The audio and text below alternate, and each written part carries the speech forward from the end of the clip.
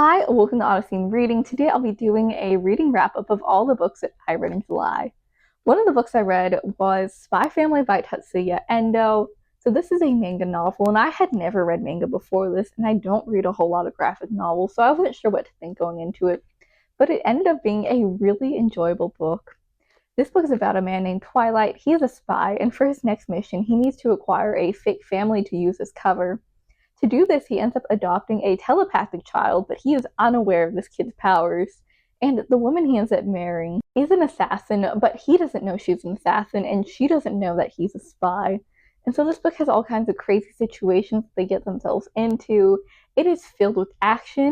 My only complaint with this book is that it ends on a cliffhanger, and I want to know what happens next. But other than that, it is a 4-star read. Another book I read was Divergent by Veronica Roth. I won't talk too much about this book because I made a video about it a few weeks ago, but overall it was a 4.5-star read. It is a fast-paced, fun, thrilling YA dystopian book, and because of that, it is perfect to read before summer ends. The third book I read was The Anxious Generation by Jonathan Haidt.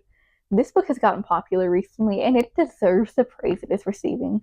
Essentially, this book is about Gen Z and what has caused their range of mental health issues ranging from depression to anxiety. And you should definitely consider reading this book because not only does it give the factors that has caused Gen Z's decline in mental health, it also gives solutions that Gen Z can use to help improve their symptoms and also to implement on the younger generation so that they don't suffer the same issues that Gen Z faces. Overall, this was a 4-star read. Fourth book I read was Hosea from the Bible.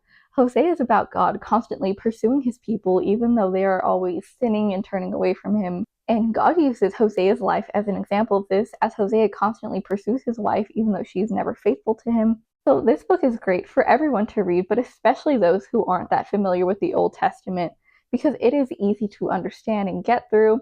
And the theme of God constantly pursuing his people is something that shows up throughout the entire Bible. So the fifth book I read was also from the Bible. It was Esther. Esther is about a young woman who marries King Xerxes, and through her position as queen, she is able to help save her people from persecution.